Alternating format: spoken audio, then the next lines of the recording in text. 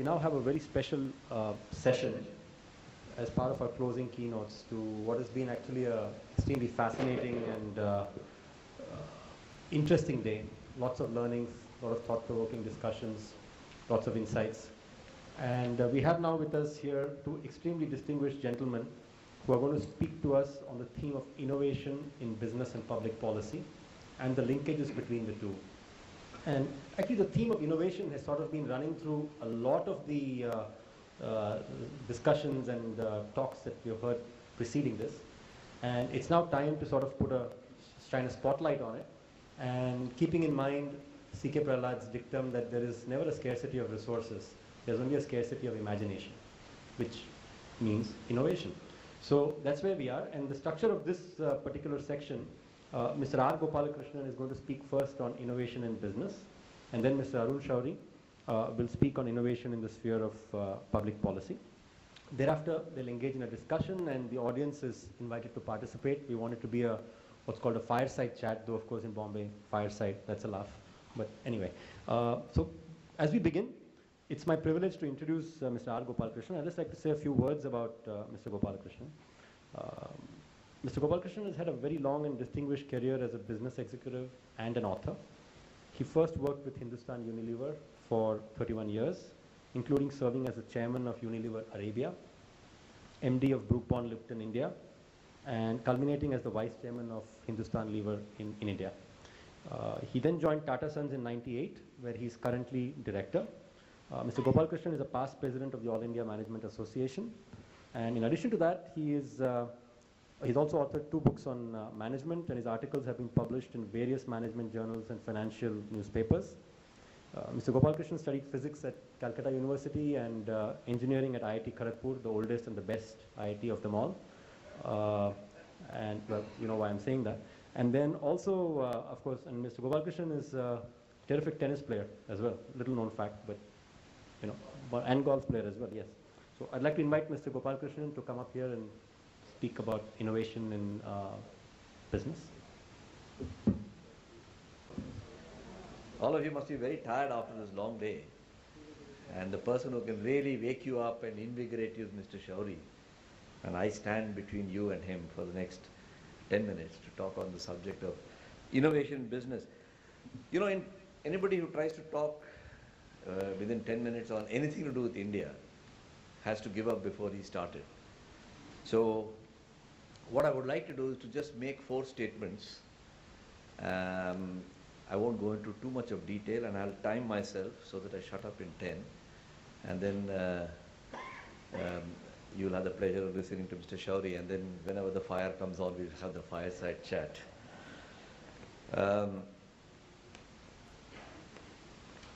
Thanks to the UMIAA Alumni Association, I had to sort of sit back, and it's much tougher to say anything you want to say within 10 minutes, you know.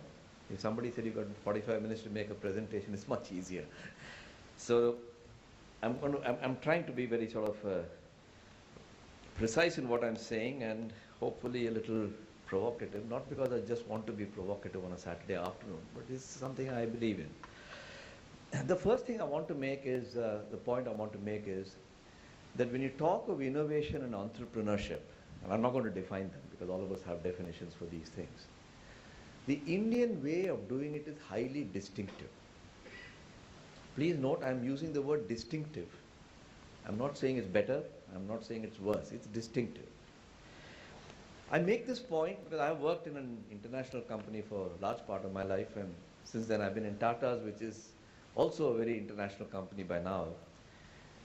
And very often, this globalization, world is flat, people, those kinds of people, work on the assumption that everything will converge and the world will become somewhat similar. And I used to feel very irritated in the earlier days when we used to argue that India is different. But probably the wisdom of years, at least it's good to recognize what's distinctive. And here are 2 or 3 aspects of the distinctiveness which I'll touch upon, but I will not illustrate unless it's required during our Q&A or commentaries. The first is the nature of innovation and entrepreneurship in India tends to be a lot more right-brained than left-brained. Tends to be. So don't give me an example of a nice left-brained innovation. And therefore what happens is there's a holistic way of thinking, which you can call jugaad if you wish to, and that results in a business model type of innovation rather than a product innovation. The West is obsessed with product innovation, and I use the word obsessed just to make the point with some polarity. So in the Western innovation, if you ask people, they say Google, Amazon, Kindle, iPad, they'll be products, they'll be protected with patents, and they are things physically, a service or a product, which is the first in the world. Those are the attributes. And the West measures innovation by parameters such as R&D expenditure, number of scientists, and so on. I call all that left brain, and nothing wrong with it.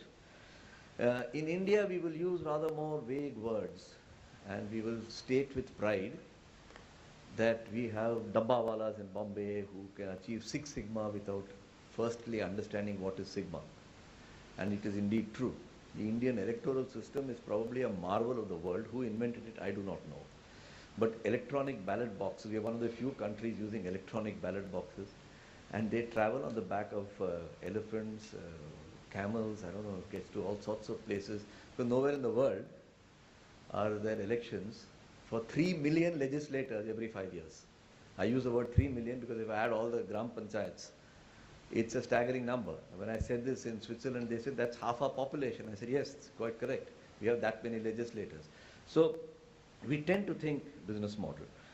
If you think of the IT revolution, today we are very proud of our $70, $80 billion, I hope my number is right and up-to-date, IT industry, going to be twice its size very soon. And the offshore delivery model is a holistic, right-brained innovation. I'm pleased to say pioneered by Tata Consultancy Service. I should add my little ad line there. But it's a highly right-brained kind of an innovation. So it tends to be right-brained rather than left-brained. The second is it tends to be intuitive, natural, rather than programmed. You read any innovation book coming from Dean Kim Clark and various other distinguished people, it will have a lot of things which is about process and discipline and how to do it. Very important. Now, Indians are not exactly known for discipline. If you doubt me, read the morning newspaper, you'll find out. So we seem to respond only when either everything is going wrong or when somebody challenges. For example, when the United States, after our, I think it was the Pokhran explosion, I think they stopped giving us supercomputer technology. We said we will do it through our own Indian research agencies and produce the Param supercomputer. And I remember the Washington Post had a headline which said, "Angry India does it again." So unless you get India angry, they won't seem to get off and do anything. It required somebody to stop wheat shipments, PL 480 shipments, then angry India did the Green Revolution. It required a shortage of milk. Many of us remember when we first came to Bombay 45 years ago, you had to go and get a milk card and, you know, worried about having babies, but it didn't prevent us from having babies because we didn't know where the milk would come from. Then we had the White Revolution and so on and so forth. The whole saga of import substitution was a great story of innovation, pushed from pressure. And therefore, if I might summarize what causes this right-brained kind of innovation and entrepreneurship that and is a distinctive part and not necessarily therefore superior. I'm not one of those rah-rah-rahs for India is going to take over the world. There are lots of other issues that we have to deal with. Is what a Chinese American investor told me once. He had just come from Shanghai and he came to India. So naturally the conversation centered around comparisons. He said, you know, there are 4 C's required for innovation. You have 3 of them. And if you only had the 4th, you'd be a wonderful country. And I'll put my money in India rather than China because China doesn't have the first 3, but they have the 4th. So I said, this is very intriguing. What are these 4 C's? If I know this, I can try to pass off as a management professor. So he says it's chaos. You have so much chaos. You revel in chaos. And I experienced it on my journey from Kaf Parade coming to the hotel here. The chaos causes challenge. of an unprecedented nature, unknown problems with unknown solutions. How do you cross the traffic in Sat Rasta to get to the Leela Hotel by 4:30? I mean, there isn't a book on it. But my driver has done it, by the way. As a result of this chaos and this challenge, you people are creative. And you can call it jugaad if you want. You can be pejorative, but it is creative. But you lack the fourth C, which is channelization. There is raw horsepower, there is raw energy. And you people, if only somebody could discipline you.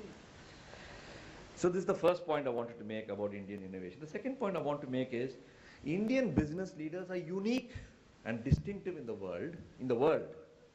They are the only business leaders who think in English but act in Indian. And this is very interesting because Anglo-Saxon managers think in English, they act in English. The Japanese think in Japanese, they act in Japanese, then they translate, and all of us have been through that. But Indian business leaders think in English. Of the people sitting in this room, I'm sure most of you don't read a vernacular paper, don't look at a vernacular TV channel, and unless your wife drags you to see a vernacular movie, you probably don't see one. Some of you don't even speak a vernacular language, I'm sure, a few of you. And therefore, we think in English, we have all Anglo-Saxon ideas sloshing around in our head. We go to UMIAA, come back with an MBA, we attend Alumni. When you walk out of the door, your feet are stuck into the Indian social milieu. I use the word stuck not in a bad sense. They're locked in there. And this reflects in the way you act. So you're neither on the x-axis nor on the y-axis. You go off at a 45-degree angle, which is distinctive, not bad. So for example, whether you're from UMIAA or not, you would sit and very happily endorse, age is not the criterion, meritocracy should be the basis of advancement. But when candidates come up, you say he's 55, he's much experienced, give him a leg up, because he's as good as a man who's 45. We do tend to think that way. Disciplinary action, whether you fudge your expense statement for 10 rupees or 10,000 rupees, in an Anglo-Saxon way of thinking where there's black and white, the action is the same. But in India, we said it's only 10 rupees, it's okay. Otherwise, we would not have the controversy on the 2G scam. I mean, the difference between 0 and 176,000 crores is not insignificant. Okay? The whole world has been now told that it's $40 billion, but we still have people who think it is 0. And of course, since we have 1.2 billion people, we have opinions all the way from 0 to 176,000 crores. This has happened because we are a unique product, distinctive product. Our social evolution and our governance evolution has come because colonialism came first, democracy came second, and capitalism came third, and constitutional liberalism is still evolving. Nowhere in the world has this happened. Nowhere in the world. In the United States, in Europe, even in China, Japan, Taiwan, Malaysia, Indonesia, you name the country, capitalism preceded democracy. The Swiss women could not vote till 1971. A black could not vote in America till 1922. And the British suffragette movement is well known. So I do not advocate that India is special or that it is superior, but I think I'm using these points to illustrate that it is distinctive. The third point is our attitude or our approach on matters like corruption, public policy, governance. I'm now interfacing with whatever Mr. Shauri might say later. I believe, and this is not a subject, the subject of today is not corruption, but it's very closely linked to the whole subject of innovation, entrepreneurship and business. Yatha Raja, Tatha Praja. For those who are not well schooled in Sanskrit, that means what the king does, the population emulates. So we, chambers of commerce, all of us will invite ministers, secretaries to government. I hope you don't mind my saying this, Mr. Shauri. And we'll have them talk to us about corporate governance. And we will actually listen to them seriously and even go to the extent of saying, thank you for sparing your valuable time. We don't mean a word of it, but we listen to them. The same fellow goes outside and his attitude to public governance is, He belongs to a party which has never written accounts, which has never been audited, which has not been filed with anybody, which doesn't have democracy itself. So we have this funny ability to live with ambiguity.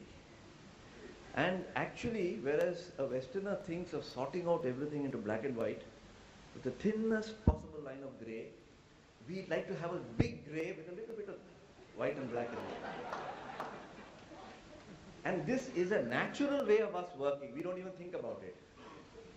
So, corruption, for example, in my view, is a symptom of adolescence. Our democracy is very young. It's only, capitalism came 20 years ago.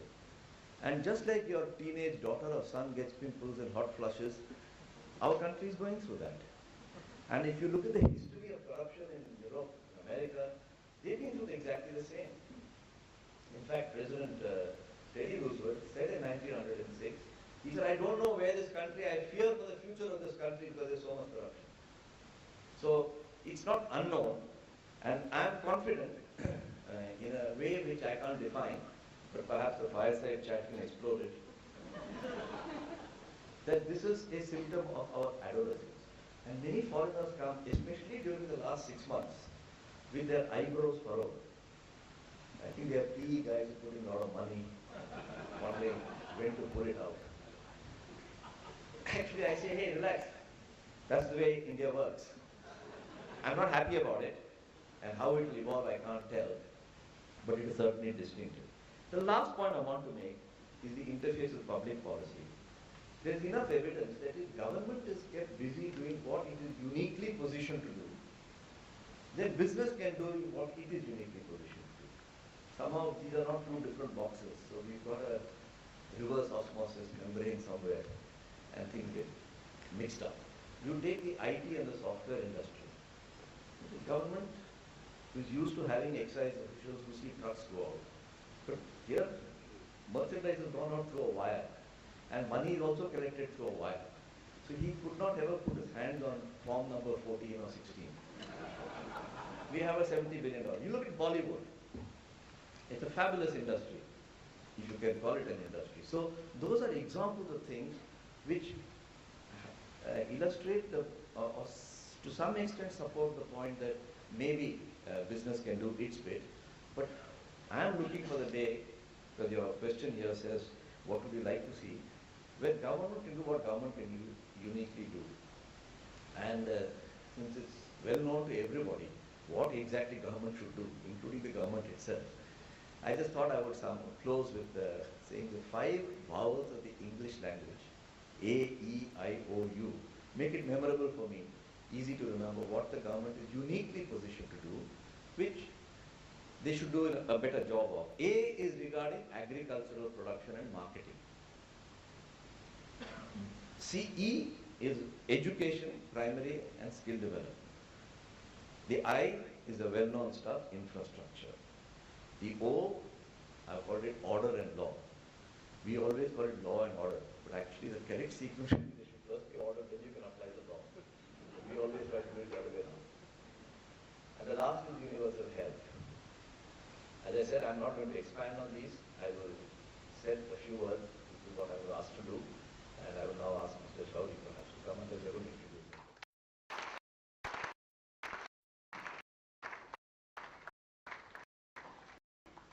Mr.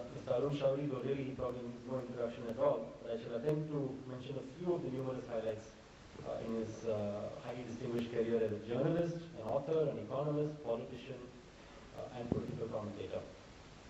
Mr. Shauri has been an economist with the World Bank. He served as a consultant to the Planning Commission. He's been an editor of both the Indian Express and the Times of India, which is quite a feat. He's also been a minister with the Government of India, where he notably oversaw disinvestment in several leading PSUs, public sector companies. He also finds the time to be the author of more than 24 books on subjects ranging from constitutional law to modern Indian history, religious fundamentalism, to governance and national security. He's a recipient of both the Padma Bhushan and the Magsaysay Award, amongst many others. Mr. Shauri studied at St. Stephen's in Delhi and has a doctorate in economics from Syracuse University. I'd like to invite Mr. Arun Shauri. He always says that. And that lands, anyone who does that lands the heart. And actually speaking, if you wanted a good speaker on innovation in public policy, you should have had Raja here. Then you could have truly said what Gopal Krishnan just now said. You could have thanked him for sparing his valuable time, very valuable. In that time, he can outdo many of you in business. But it is because you call such people, and when they come, when they are ministers, you thank them for sparing their time, that there is less innovation in public policy. I'll ask a few questions, and you will see why I am saying that. See, how many think that growth can continue without any innovation in public policy or reform? That would be around 50%. How many think that growth can continue without reforms and innovation in public policy? Please raise your hand. One person who says that yes, or two. Two out of this entire lot who think that growth can continue without reforms or innovation. Second question is, how many think that reforms, that means that reforms are necessary for growth? How many think that reforms are continuing today at the pace at which they should be continuing? Not one. In fact, how many think that in the last 3-4 years there has been a regression and a reversion to, for instance, arbitrariness as exemplified by my good friend Jairam Ramesh? How many think that yes, there has actually been a regression and a return of arbitrariness? The vast majority think that there has been a regression. And yet, as Gopal Krishnan just told us, how many think that there is yet a capacity in India outside the state structure for innovation and reform? Everybody thinks that.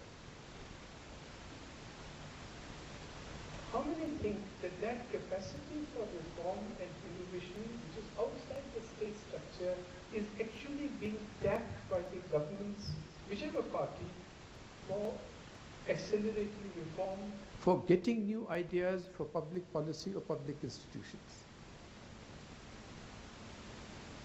Nobody thinks that. So, innovation and reforms are necessary for growth. They are not taking place. There is capacity for thinking out those reforms outside the state structure that is not being tapped.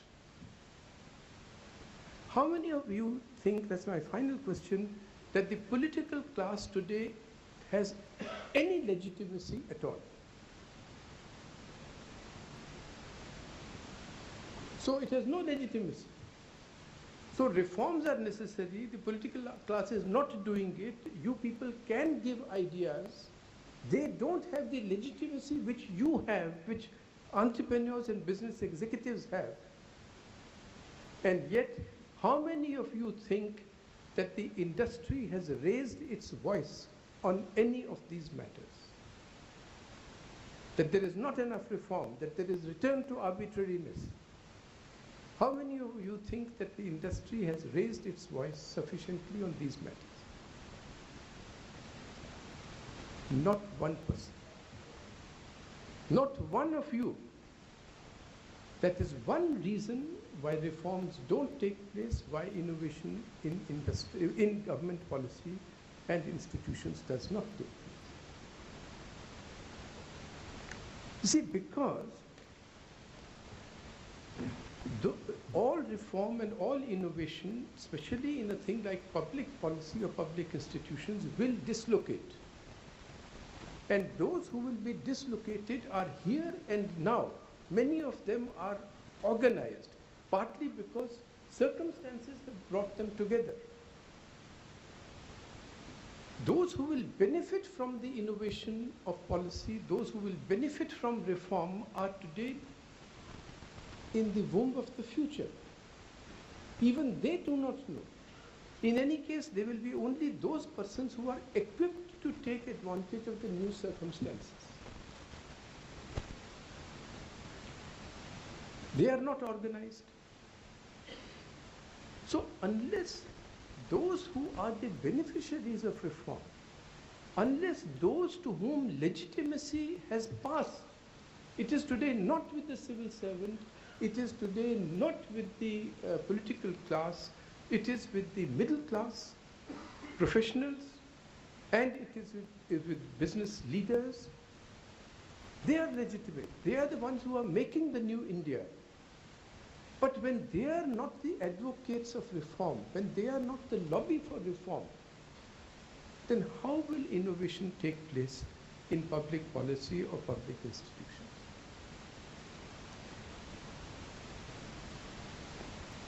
And there are several reasons why this doesn't happen. I can give you many of these examples. One is that this is a hangover of the license quota Raj period, when governments could harass you no end.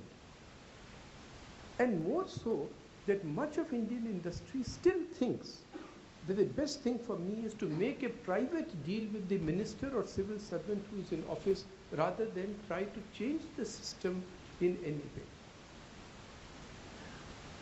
Second reason is,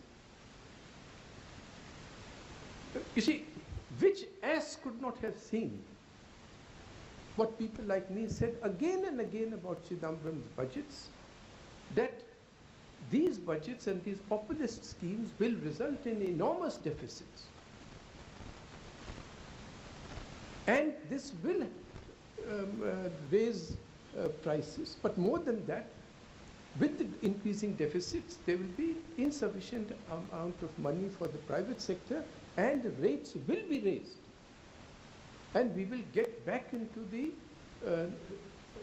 late 80s, in which high interest rate regimes would stifle growth.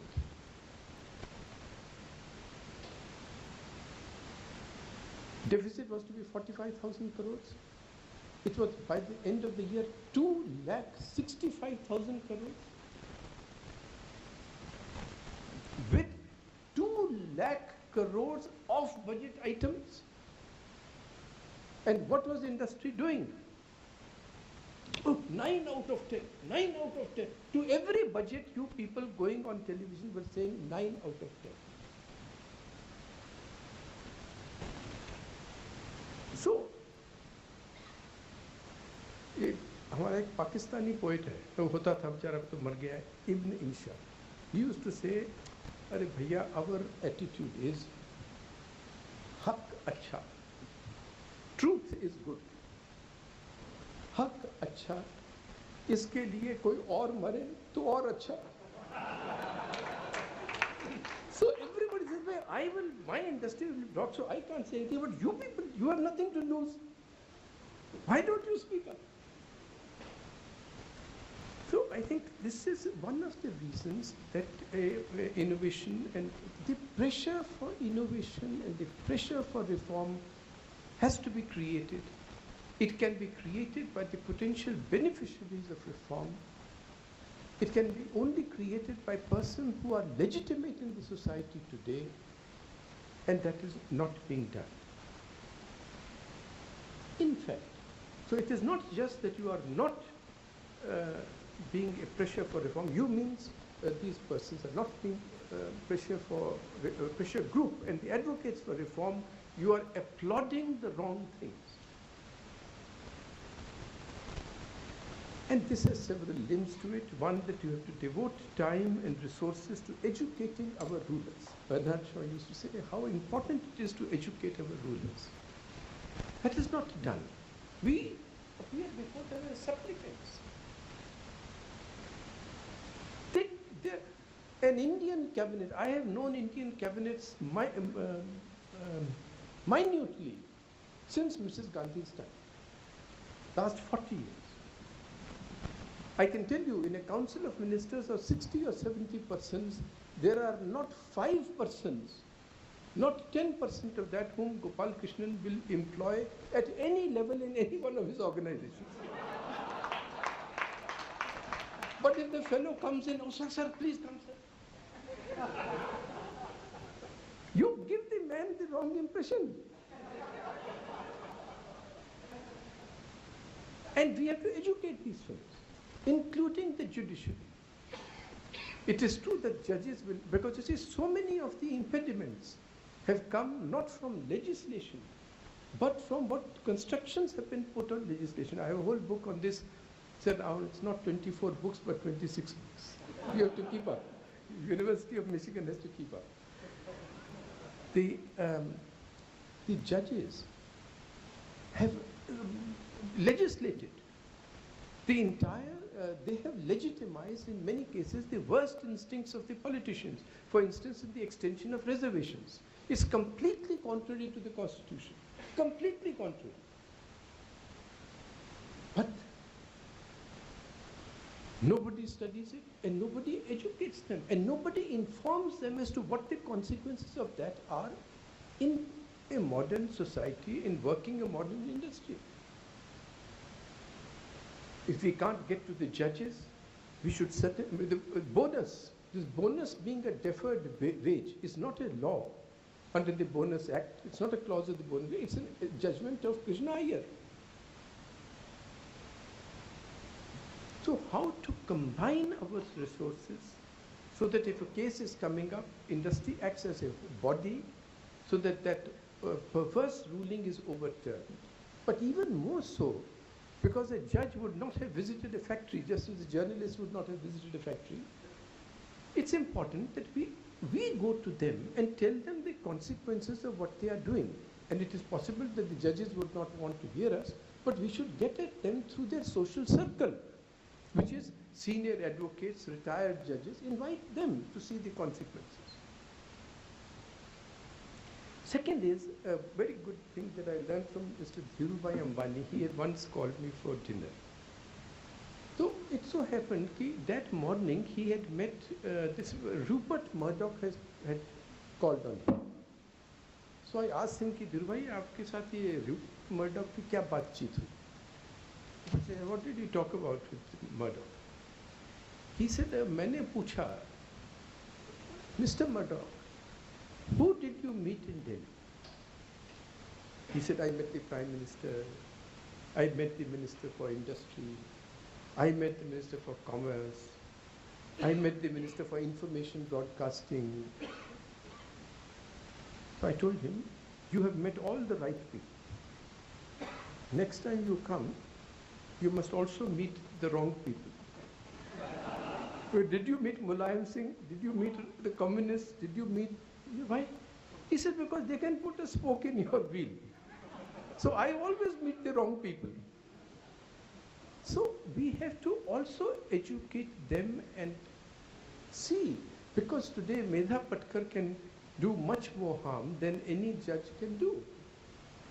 So unless we sort of expose her to what the consequences of her actions are, and if she is impervious to education, then maybe countermeasures. And to reach the truth to the people at large, and in particular to the media, because the media also is today a part of the problem, and they write today, most of it is swallow and vomit journalism.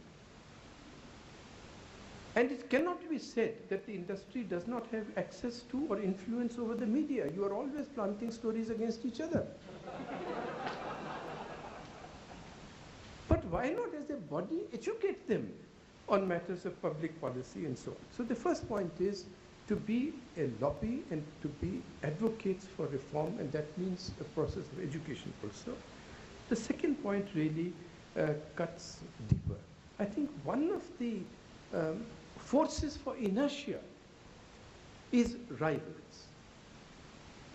The legacy of the license quota Raj, that innovation is stopped by the incumbents who use the state apparatus to keep their potential rivals down. A good example is of the Tatas itself. Today we are reading about Air India's condition. On 2 occasions, Tata's and Singapore Airlines were stopped from rescuing Air India. First, when you wanted to start an airline on your own with Singapore Airlines. Second, at the time of the disinvestment of Air India. And the consequence is this. Now, you can't say that there was not an attempt at innovation, but an incumbent airline, which was coming up, a private airline at that time, was able to use members of parliament, a person who became a minister in the UPA government, with a forged letter that the cabinet secretary is opposed to this. I was to answer that debate. I rang up Prasad. See, you have written a letter opposing it? No, I have not written a letter. So I went up to Priyaranjan Das Munshi innocent. He is the one who had read out this letter, cabinet secretary letter. So I said, yeah, a very interesting letter. मुझे तो इसका पता ही नहीं था. Can I have a copy? Yeah, brother, let's just take it. So I immediately took it and kept it. Rang up, asked, it was not even his signature. And I said, no, I'm going to answer in 1 hour. Prasad, you have to help me just now. I want a written paragraph from you saying that there is no letter like this that you have written. If any letter is being attributed to you, it is a forgery. And I can tell you, it was one of the persons who wanted to keep rivals out, who had got this letter forged and found a convenient member of parliament to read out the forgery. Aluminium producers, what they did at the time of the disinvestment of Balco, quite well known to me. I can give you a lot of inside information on that. A straightforward proposal. Straightforward proposal. You see, in the telecom sector, this pyramiding had gone on. So while the formal limit for FDI was 49%, actually in 2 companies, it was near 74% already because of the pyramid. So I was all the time trying to clean up the sector. That was my mandate from Mr. Pajpai. And I said, even this should be cleaned up. Why not make it upfront to 74%?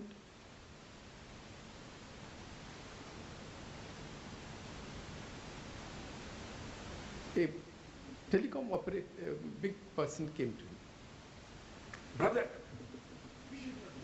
you are bringing up this paper to the cabinet? I said, yes. You should not do this. National interest, national security, all sorts of things he said. I answered each one of them. He said, national security. I said, but I've got raw people, everybody's signatures on this. We've built in all those terms. I said, tell me one thing. I took his name. I said, look, you tell me one thing. What is the real reason? This is not the reason. He said, brother, many telecom companies are in distress. Let me buy 2 of them first. Then you increase FDI. I said, just 1 minute. So Somnaji, I called my PA. I said, dictate. So-and-so is sitting in front of me. He came with this proposal that I should not bring up this paper to the cabinet, gave all these reasons, the answers to which are as follows, and then when I asked him the real reason, he has given this reason. Now you please type it out, bring it and send it to the Prime Minister. But it was an incumbent. And he successfully persuaded cabinet ministers who blocked this proposal in the NDA period. On 2 occasions, it was an incumbent. And actually, he's much in the news today. You wouldn't guess who it was. And so it is the second fact, therefore, it's not just that you are there.